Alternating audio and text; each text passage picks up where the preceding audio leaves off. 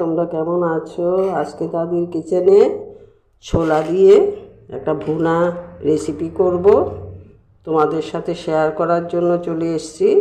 তোমরা দেখতে থাকো। রেসিপিটা ভালো লাগলে লাইক, শেয়ার, সাবস্ক্রাইব করে দেবে। ভুনা করার জন্য আমি এখানে কিছুটা ছোলা রাত্রে ভিজিয়ে সেদ্ধ করে নিয়েছি।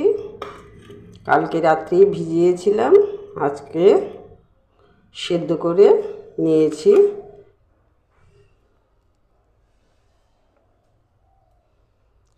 আলু সেদ্ধ করে নিয়েছি, এখানে আদা গ্রেট করে নিয়েছি, পেঁয়াজ কুচি করে নিয়েছি, এখানে রসুন কুচি করেছি, এখানে টমেটো কুচি করে নিয়েছি। মশলা লাগছে আমার এই চামচটা দিয়ে 1 চামচ হলুদ গুঁড়ো, 1 চামচ লঙ্কা গুঁড়ো, 1 চামচ জিরে গুঁড়ো আর 1 চামচ ধনে গুঁড়ো। এগুলি দিয়ে আমি ভুনাটা করে তোমাদেরকে দেখাবো। ভুনাটা করার জন্য কড়াতে তেল দিয়ে দিয়েছি, তেলটা গরম হয়ে গেছে। এখন 2টো শুকনো লঙ্কা দিয়ে দিচ্ছি তেজপাতা, এলাচ, দারচিনি,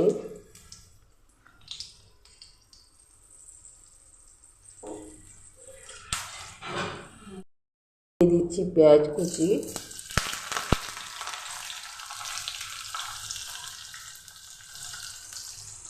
দিয়ে দিচ্ছি রসুন কুচি,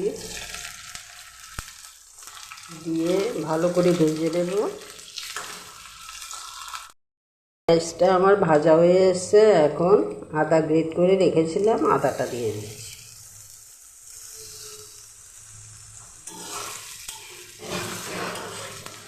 আদা, রসুন, পেঁয়াজের কাঁচা গন্ধটা চলে গেলেই আমার ভাজাটা হয়ে যাবে। এখন আমি টমেটোটা দিয়ে দিচ্ছি পরিমাণ মতো নুন,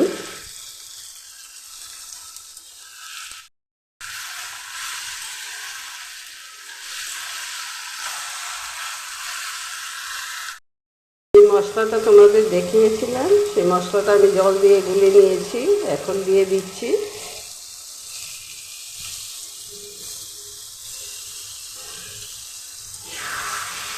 গুঁড়া মশলা একটু জল দিয়ে গুলে নিলে ভালো হয়, লেগে যাওয়ার সম্ভাবনা থাকে না, না হয় এটা পুড়ে যায়। মশলা থেকে তেল ছাড়তে শুরু করেছে, মশলা ভাজাটা আমার হয়ে গেছে। এখন এখানে কিছুটা আলু সেদ্ধ করে রেখেছিলাম, সেগুলি আমি হাতের সাহায্যে এগুলি দিয়ে দিচ্ছি। আমার ভাজা হয়ে গেছে, তেল ছাড়তে শুরু করেছে, এখন আলু এভাবে করে দিয়ে দিচ্ছি। ছোলার ভুনার মধ্যে আলুটা এভাবে দিয়ে দেবে, দিলে ভুনাটা দেখতে খুব সুন্দর হবে, মাখো মাখো হয়ে যাবে।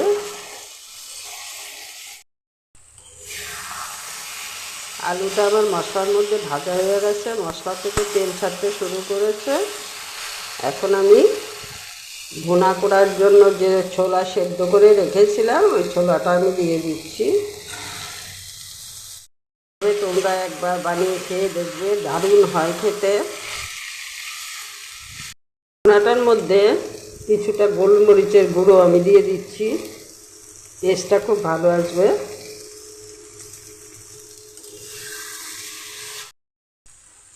সব জিনিসগুলোই আমার সেদ্ধ করা ছিল, ছোলাটাও সেদ্ধ করা ছিল, আলুটাও সেদ্ধ করা ছিল, তাই বেশি সেদ্ধ করতে হবে না, অল্প করে জল দিয়ে দিচ্ছি।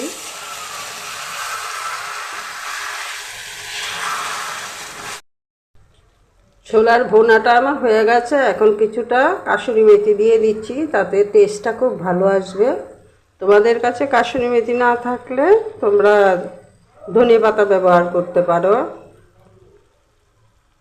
দিয়ে দিচ্ছি এখানে পেঁয়াজের বেরেস্তা, সেটা আমি করে রেখেছিলাম, তোমাদের দেখাইনি। ছোলার ভুনাটা আমার হয়ে গেছে, এখন নামিয়ে নেব। নামাবার আগে কিছুটা গরম মশলা আমি দিয়ে দিচ্ছি। ছোলা দিয়ে ভুনা কী করে করতে হয় তোমরা দেখলে। আমার রেসিপিটা এখানেই শেষ করছি। তোমরা এভাবে বানিয়ে খাবে, দারুণ টেস্টি খেতে। রুটি পরোটার সাথে খেতে পারবে, গরম ভাতের সাথে খেতে পারবে। আজকে কাছে দূরে সকল বন্ধুকে আমি একটি কথা জানিয়ে যাচ্ছি যে আমি কিছুদিন ধরে খুব অসুস্থ, তাই চেন্নাই যেতে হচ্ছে আমাকে ট্রিটমেন্টের জন্য। তোমরা আমার পাশে থেকো, ঈশ্বরকে বলবে যেন আমি সুস্থ হয়ে তোমাদের পাশে আসতে পারি, তোমাদের আবার রেসিপি শেয়ার করতে পারি। তাই সকলকে ধন্যবাদ ও ভালোবাসা জানিয়ে আমি আজকের রেসিপিটা এখানে শেষ করছি।